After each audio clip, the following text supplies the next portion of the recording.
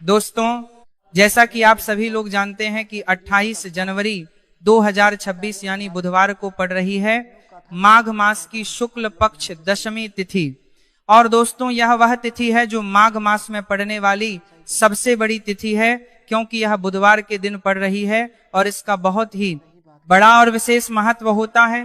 पूज्य गुरुजी ने कहा है कि अगर कभी भी मौका लग जाए और माघ महीने की दशमी तिथि बुधवार को पड़ जाए तो आप लोगों को एक छुटकी काला तिल वाला उपाय तो अवश्य ही करना चाहिए। इन दोनों का संयोग बहुत ही कम आता है। इसी के साथ में गुरुजी ने अपनी शिव पुराण कथा में बताया है कि इस दिन आपको एक छुटकी काला तिल वाला उपाय तो आपको अवश्य ही करना चाहिए, क्योंकि ऐसा दिन पूरे साल में सिर्फ एक ही बार आता है। और दोस्तों, आप सभी लोग जानते हो कि बुधवार दशमी तिथि का अगर सबसे बड़ा कोई उपाय है तो वह एक छुटकी काला तिल वाला उपाय है। तो दोस्तों, बुधवार दशमी तिथि के दिन आप लोगों को इस एक छुटकी काला तिल वाला उपाय को जरूर करना है। बहुत सारे लोग होंगे जिन लोगों ने इस उपाय को ना किया हो, मतलब पूरा साल निकल गया, उन्होंने किसी भी दिन इस छुटकी काला तिल वाला उपाय को ना किया हो, पर दोस्तों आपके पास एक आखिरी मौका बचा हुआ है, जो कि 28 जनवरी बुधवार दशमी तिथि के दिन है। इस दिन आप लोगों को इस वाले उपाय को जरूर कर लेना है। भले ही आपने पूरे महीने भर इस उपाय को ना किया हो, पर अगर आपने इस महीने के बुधवार दशमी तिथि के दिन अगर इस वाले उपाय को कर लिया तो आपको इस उपाय को करने का वह फल मिलेगा जिसकी आपने कभी कल्पना भी नहीं करी होगी। इसीलिए आप लोग इस वाले उपाय को एक बार जरूर कर लेना है, ताकि आप लोगों के हाथ से यह मौका ना जा सके और आपको इस उपाय को करने का फल मिल सके। दोस्तों, यह उपाय पंडित जी ने अपनी अभी की ही श्री शिव महापुराण की कथा में बताया है। उपाय को आज हम आपको बहुत अच्छे से समझाने वाले हैं। इस वीडियो को देखने के बाद इस उपाय को समझने के लिए आपको कोई और वीडियो को देखने की जरूरत नहीं पड़ेगी। तो चलिए दोस्तों, उपाय को शुरू करते हैं। देखिए, यह इस माघ महीने के बुधवार दशमी तिथि के दिन यह इतना खास होता है, इतना महत्वपूर्ण होता है, यह को पूरा कुतिक करने का पूरा कुतिक करना है। देखा गया है कभी कभी बड़े बड़े पूजा पाठ अनुष्ठान से जो मनोकामना पूर्ण नहीं होते, वह माघ महीने की बुधवार दशमी तिथि के दिन एक छोटे से उपाय करने से ही आपकी मनोकामना पूर्ण हो है। और बहुत सारे लोगों ने इस उपाय को किया भी है और उनको इस उपाय को करने का फल भी जरूर मिला है। अगर आप लोग भी इस उपाय को करना चाहते हैं तो आप इस उपाय को पहले अच्छे से समझ लेना, सुन लेना, उसके बाद करना। आपको इस उपाय का फल जरूर मिलेगा। और इस उपाय को कर लेने से आपके घर में चाहे किसी भी प्रकार की दोहक और समस्या क्यों ना चल रही हो, आपको उसका कारण भी नहीं पता है कि भाई यह समस्या किस कारण से चल रही, उसका कुछ भी कारण हो सकता है, जैसे पितृदोष हो सकता है या किसी भी तरह का मंगल दोष भी हो सकता है। तो इस दिन आप लोगों को यह वाला उपाय कर लेना है। यह एक ऐसा उपाय है जिस उपाय को अगर किसी विशेष दिन पर किया जाए तो भाई उस विशेष दिन का जो है वह तो हमें मिलता ही मिलता है, पर हमने उस दिन पर इस उपाय को किया है तो हमें उससे भी बड़ा फल मिलता है और फल बहुत जल्दी मिलता है, क्योंकि आप इस उपाय को बहुत ही बड़े और विशेष दिन पर रहे हो। तो चलिए अब उपाय के बारे में बात करते हैं, लेकिन उससे पहले आप लोगों को यह जानना आवश्यक है कि आखिर यह उपाय किस समय करना है, किसको करना है और कैसे करना है। तो चलिए हम आगे आपको वीडियो में एक एक करके बता देते हैं।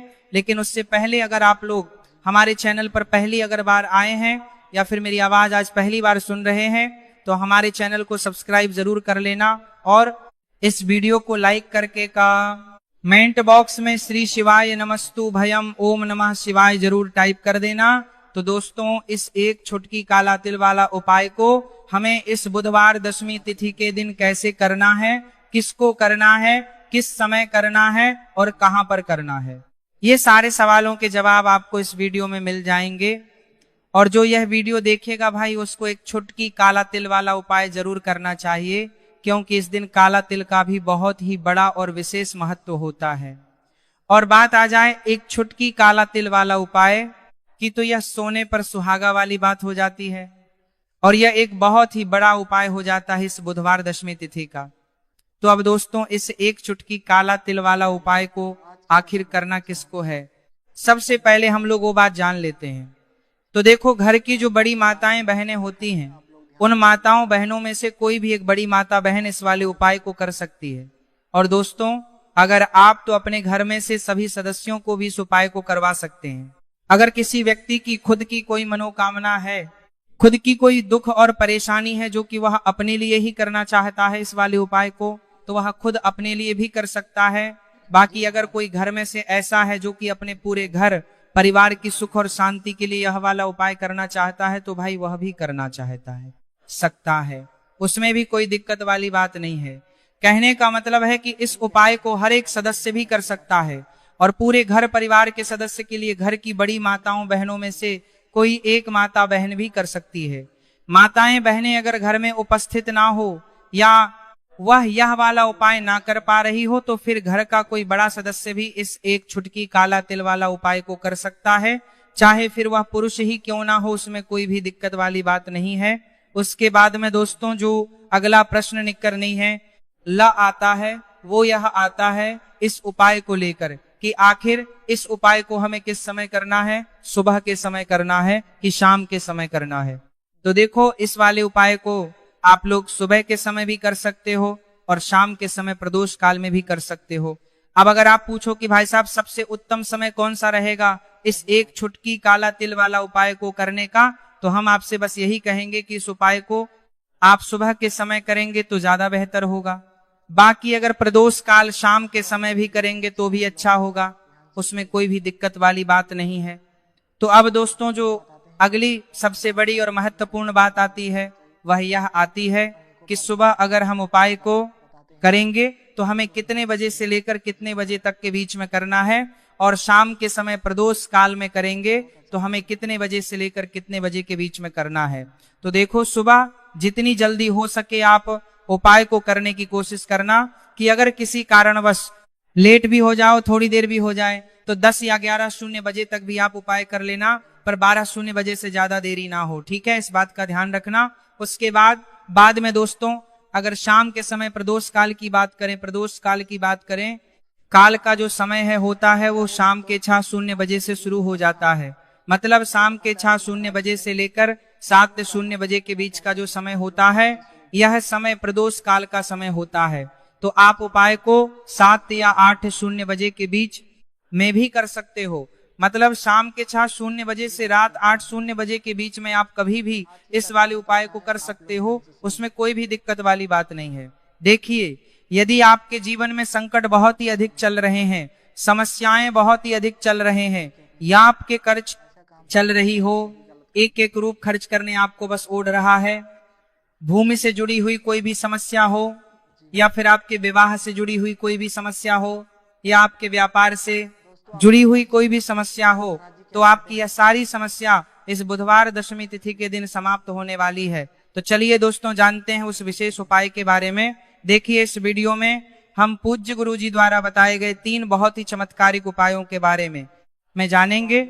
देखिए, यह जो उपाय है आपके जीवन से दुर्भाग्य का तो अंत करेंगे ही साथ यदि आपके जीवन में धन की समस्या चल रही है तो वह सभी भी आपकी समाप्त हो जाएंगी। देखिए, गुरु जी ने बताया है कि जब भी बुधवार दशमी तिथि का दिन पड़े तो हमें कर्ज मुक्ति के लिए कुछ उपाय करने चाहिए। इसी के साथ हमें धन प्राप्ति, भूमि से जुड़े कार्यों और विवाह के लिए भी उपाय करने चाहिए। तो चलिए दोस्तों जानते हैं गुरु जी द्वारा बताए गए सबसे पहले उपाय के बारे में।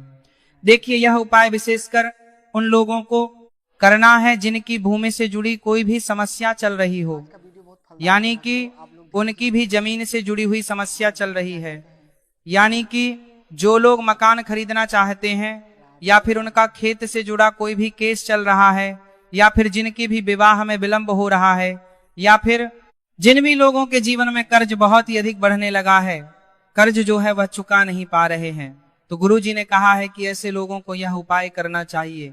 देखिए, इस उपाय के लिए आपको थोड़े से काले तिल ले लेने हैं। देख, आपको मात्र 1 चुटकी काले तिल ले लेने हैं। इसी के साथ में आपको थोड़ा सा शहद ले लेना है। फिर सबसे अंत में आपको 1 लोटा शुद्ध जल ले लेना है। तांबे के पात्र के अंदर आपको अपने घर से शुद्ध जल ले लेना है और इन सभी सामग्रियों को आपको लेकर के पहुंच जाना है भगवान शिव के मंदिर में। देखिए, पूज्य गुरु जी ने बताया है कि इस उपाय को आप सुबह से लेकर के शाम तक किसी भी समय में कर सकते हैं। देखिए, मंदिर पहुंचने के आप जो काले तिल लेकर के गए थे उनमें आपको था थोड़ा सा शहद लगा लेना है। देखिए आप जो शहद लेकर के आए हैं उस शहद में आपको ये काले तिल अच्छे से डुबो देना है और शहद से युक्त ये जो काले तिल हैं इन्हें आपको शिवलिंग पर अर्पित कर देने हैं, या फिर आपको शिवलिंग के चारों तरफ अच्छे से काले तिल का लेपन कर देना है। पूज्य गुरु जी ने बताया है कि लेपन करते समय यदि आपके जीवन में कर्ज से जुड़ी समस्याएं चल रही हैं, लेपन करते समय आपको आर्यन मुक्तेश्वर महादेव का स्मरण करना है, या फिर आपके जीवन में विवाह से संबंधित या फिर जमीन से संबंधित कोई भी समस्या चल रही है तो फिर आपको मंगलेश्वर महादेव का स्मरण करना है। इसके बाद जो आप जल लेकर के आए हैं उसे आपको धीरे धीरे शिवलिंग पर अर्पित कर देना है तथा आपको लगातार शिव महापुराण के मूल मंत्र श्री शिवाय नमस्तुभयम इस मंत्र का जाप करते रहना है। पूज्य गुरु जी ने बताया है कि सिर्फ एक बुधवार दशमी तिथि यह उपाय करके देखना और आप स्वयं देखेंगे कि 2 से 3 महीने के अंदर आपके जीवन से जुड़ी हुई जो भी समस्याएं हैं बस सभी समस्याएं बहुत ही जल्द महादेव की कृपा से दूर होने लगेगी। तो दोस्तों इस प्रकार से आपको यह पहला उपाय ना है। अब हम जानते हैं दूसरे विशेष उपाय के बारे में। देखिए इस उपाय के लिए आपको एक प्यारी सी बेलपत्र ले लेनी है, इसी के साथ में 1 लोटा शुद्ध जल लेना है तांबे के पात्र के अंदर, और इसी के साथ में आपको थोड़ा सा शहद ले लेना है। देखिए बुधवार का दिन है और बुधवार दशमी तिथि के दिन यदि हम शहद का उपाय करते हैं तो इससे महादेव हमसे बहुत ही अधिक प्रसन्न होकर के हमारी मनोकामना को परिपूर्ण करते हैं। देखिए दोस्तों यदि आपको बेलपत्र नहीं मिल पाती है तो आप भगवान शिव के शिवलिंग पर जो बेलपत्र छिड़ी हुई होती है उसे शुद्ध जल से धो करके उसका उपयोग कर सकते हैं। तो इन सभी सामग्रियों को आपको भगवान शिव के मंदिर में लेकर के पहुंच जाना है। गुरुजी ने कहा है कि इस उपाय को भी आप सुबह से लेकर के शाम तक किसी भी समय में कर सकते हैं। देखिए मंदिर पहुंचने के बाद आपके पास जो एक बेलपत्र है और बेलपत्र की जो सबसे बड़ी वाली पत्ती होती है और उसकी जो चिकनी साइड होती है उस पर आपको अच्छे से शहद का लेपन कर देना है। यानी कि बेलपत्र की बड़ी वाली पत्ती पर, पूरी ही पत्ती पर अच्छे से शहद लगा देना है। अब देखिए यह जो बेलपत्र है इसे आपको अपने सीधे हाथ की हथेली पर रखना है और आपके जो भी कार्य अटक रहे हैं, देखिए बहुत से लोग ऐसे होते हैं जो अपने नौकरी को प्राप्त करने के लिए सालों से तैयारी करते हैं लेकिन उनको नौकरी नहीं प्राप्त हो पाती है। बहुत से ऐसे लोग होते हैं जो बहुत ही मेहनत करते हैं, धन भक्ति के लिए बहुत अधिक प्रयास करते हैं लेकिन फिर भी उनको धन प्राप्त नहीं हो पाता है। तो गुरु जी ने बताया है कि जब भी आपको अपने कार्यों में सफलता ना मिले तो फिर आपको बुधवार के दिन इस उपाय को अवश्य करना चाहिए।